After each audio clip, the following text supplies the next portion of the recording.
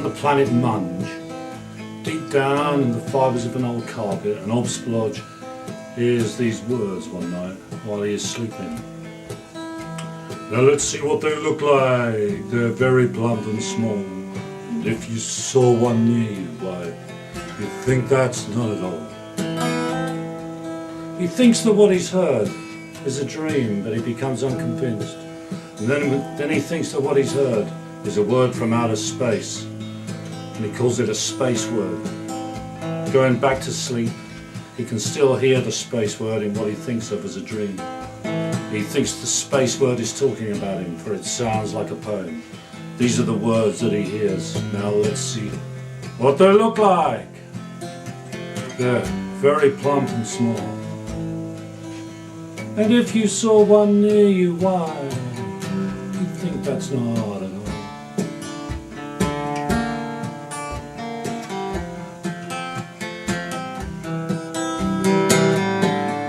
He then goes into a dream in which he is taken away by a huge fish across the great ocean called the Idle Tide.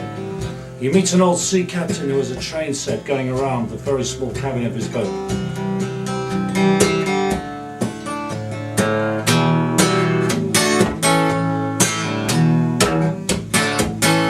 The ocean is stirred up by the voice of the poet.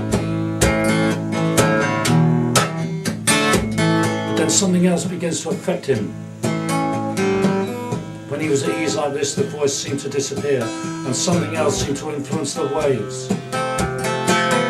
The sea now kind of reminded him of a well-known musician, a singer and wild guitarist who always played and sang straight from the heart like no other.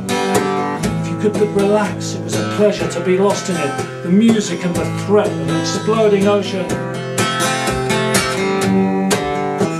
He sets off in his dream on a journey to prove his existence, and meets a creature as described by the voice. But relatively speaking, if compared to the great red tickling ant, the great red ant appears to be well disposed towards them, and after gobbling up the sea gives it back again, and they can get on with their journey.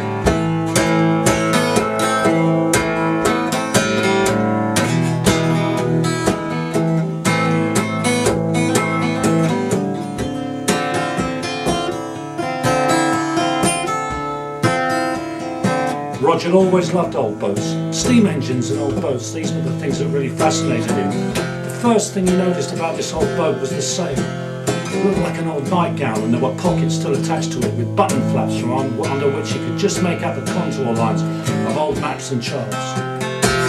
"Sail by the stars," shouted Oban as if reading his thoughts. "Just imagine where you want to go and hook your dreams to a star. Works every time for me."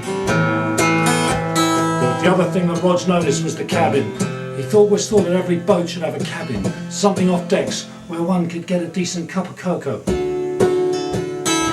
and still be able to hear the lashing of the waves against the side. And the other thing he noticed that blew his mind was that Oban was wearing a seaman's canvas smock with the words, "Dust ever creeps," sewn onto the back of it.